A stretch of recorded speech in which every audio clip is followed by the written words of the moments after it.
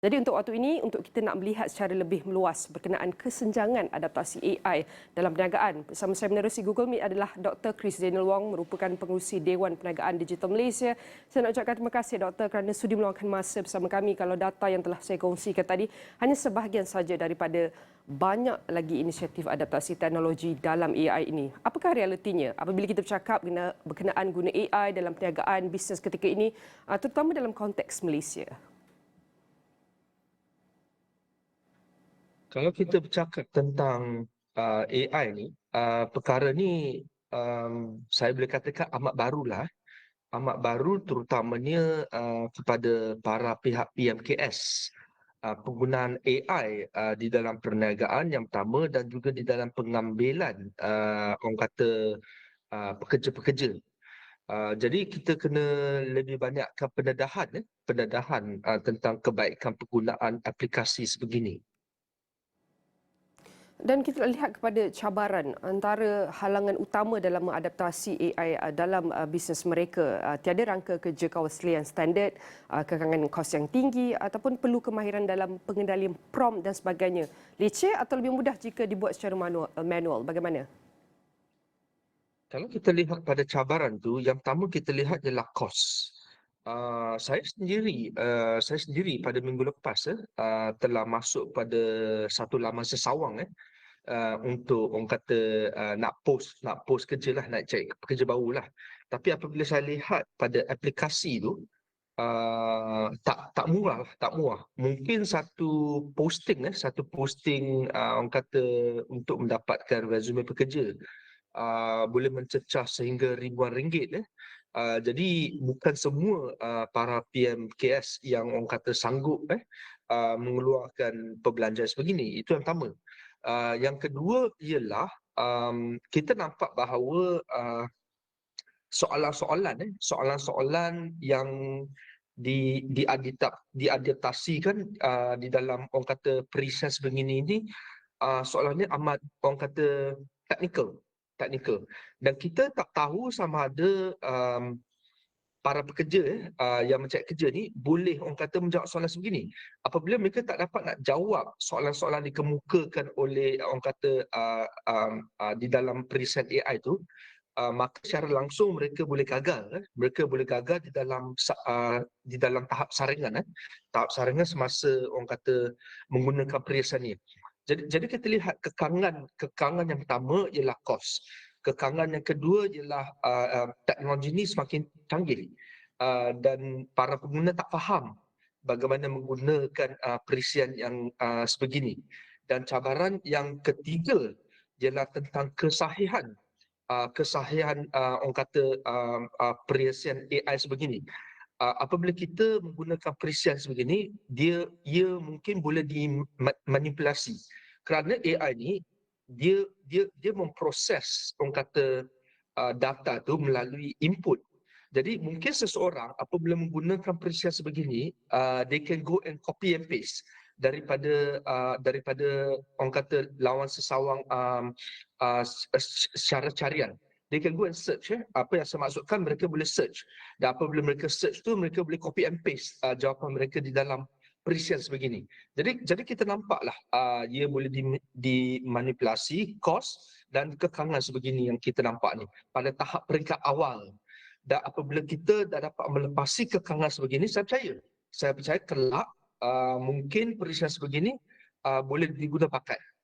Now it's still very early. Kita masih di bawah fasa yang baru melalui perubahan sebegini. Namun ada beberapa pendapat daripada pakar mengatakan Malaysia juga berpotensi untuk berdepan dengan jenayah risiko di mana kelebihan AI ini mampu meniru iaitu suara, tubuh badan, ciri-ciri yang dikatakan ia hampir menjadi senjata sempurna untuk melakukan sesuatu jenayah. Jadi bagaimana pula dari segi menampan kesan negatif ataupun adverse effect susulan daripada pengaplikasian teknologi AI ini? Seolah-olah sesuatu observation itu perlu ada penilaian semula oleh manusia.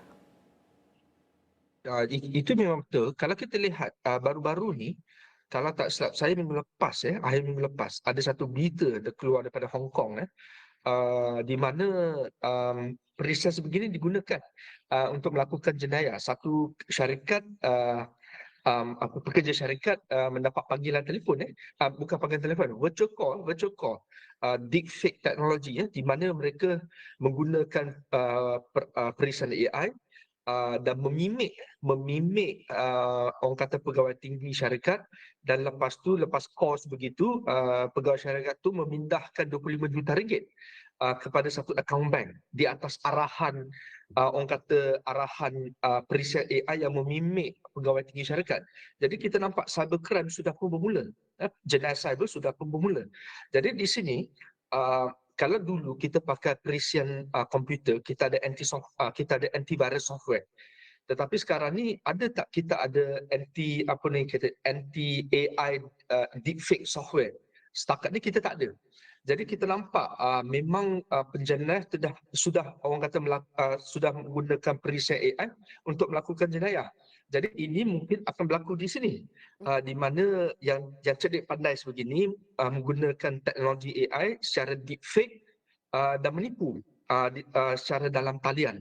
Jadi itu yang kita khawatir sebenarnya akan berlaku. Jadi daripada segi perundangan dan juga daripada segi pendidikan harus kita gubal dan rangkakan dan kita dedahkan kepada para pengguna, terutamanya pengguna-pengguna korporat sebenarnya. Jadi apa bentuk galakan yang boleh diberikan kepada majikan terutama dalam kalangan komuniti perniagaan dalam memastikan mereka dapat adaptasi teknologi AI dalam operasi harian mereka, Doktor? Apa yang saya showkan dalam rangka kerja. Mungkin di dalam fasa pertama ni kita melalui fasa pendedahan. Kita dedahkan pada jenis-jenis perisian AI yang kita boleh pakai, yang secara selamat, yang disyorkan oleh pihak agensi berkuasa kerajaan, terutamanya agensi yang memantau jenayah cyber. Jadi mereka kena syorkan apa yang selamat yang boleh dipakai. Itu pendedahan. Yang kedua ialah pihak majikan juga orang kata harus belajar tentang kelebihan penggunaan AI. Kita tak boleh menyuruh hanya kerana ada unsur-unsur negatif, kita tak boleh menyuruh. Tetapi kita dedahkan kita dan juga kita belajar macam mana nak pakai. Dan yang ketiga ialah kita tingkatkan orang kata amalan keselamatan supaya kita bersedia mengadaptasi aplikasi sebegini. Itu penting. Kerana di dalam masa 2 tahun yang dekat ni saya percaya bahawa kalau kita tak belajar nak pakai aplikasi sebegini, kita akan ketinggalan. Jadi masanya adalah amat sesuai untuk kita orang kata fokus pada penggunaan aplikasi AI sebegini, kerana ia boleh meningkatkan produktiviti. Jadi kita tidak harus lupa bahawa walaupun ada unsur negatifnya, tetapi apabila orang mencipta aplikasi sebegini, ia ada unsur positif dia, iaitu meningkatkan produktiviti sesama industri. Itu yang penting, itu yang kita lihat. Doktor, kalau kita lihat daripada data ini juga menunjukkan hampir separuh iaitu 40% dengan 30% mereka tiada perancangan untuk menggunakan AI pada tahun-tahun akan datang. Tetapi dengan mengambil kira apa yang telah dilaksanakan oleh kerajaan seperti Academy in Industry dan iaitu antara usaha domestik yang lain lagi, bagaimana doktor melihat unjuran pada masa akan datang? Adakah tahap penggunaan AI dalam kalangan terhadap pengambilan pekerja dalam kalangan majikan ini kita akan lihat perubahan daripada segi peratusan ini bagaimana? Kita akan nampak perubahan peratusan melalui peningkatan dari semasa ke semasa, dan saya percaya peningkatan sebegini adalah amat ketara apabila masa dia sampai. Seperti yang kita umum yang kita tahu sebelum orang kata sebelum PKP penggunaan orang kata penggunaan secara dalam talian berniaga secara dalam talian iaitu e-commerce penggunaannya amat kurang sebelum PKP sebelum COVID tetapi apabila manusia terpaksa, apabila peniaga terpaksa menggunakan, tiba-tiba kita nampak peratusan yang menggunakan tu akan naik mendadak. Jadi it's a trend actually. Sekarang ni kita nampak peratusannya tinggi kerana orang samar-samar. Itu yang pertama. Yang kedua, orang takut. Jadi sama-sama dan takut dan tidak menentu. Kos tinggi dan sebagainya. Jadi ini antara faktor. Tetapi apabila masanya sampai dan kita nampak peralihan generasi, there will be a generational shift. Apabila peralihan generasi itu berlaku, kita akan nampak tiba-tiba mendadak kerana market pasaran telah bersedia menggunakan peranti AI ataupun aplikasi AI sebegini. Jadi ia adalah soal masa sahaja. Tetapi apa yang kita galakkan kepada para penggiat industri ialah start to learn, start to understand the benefit of such application. Itu yang penting. Jadi kita kena buka hati kita, suluhkan, orang kata terangkan, orang kata apa yang kita patut belajar supaya apabila sampai masa kita akan bersedia. Jadi at this moment kita perlu belajar. Saya sendiri pun kena belajar tentang perisian, orang kata AI baru ni supaya ia boleh membantu meningkatkan produktiviti dan prestasi perniagaan saya. So tentu dalam apa jua perkara ataupun kita mahu laksanakan memang akan datang bersama cabaran dan risikonya, namun dengan pendedahan yang sewajarnya, dengan pendidikan yang sebetulnya, kita berharap iaitu usahawan perniagaan dapat manfaatkan AI ini agar dapat melonjakkan lagi perniagaan mereka bergerak ke hadapan. Sekali lagi saya nak ucapkan terima kasih kepada Dr. Chris Daniel Wong, merupakan pengurusi Dewan Perniagaan Digital Malaysia, dan semua perbincangan ini akan kami rangkumkan dalam astroawani.com dan semua platform digital Astro Awani.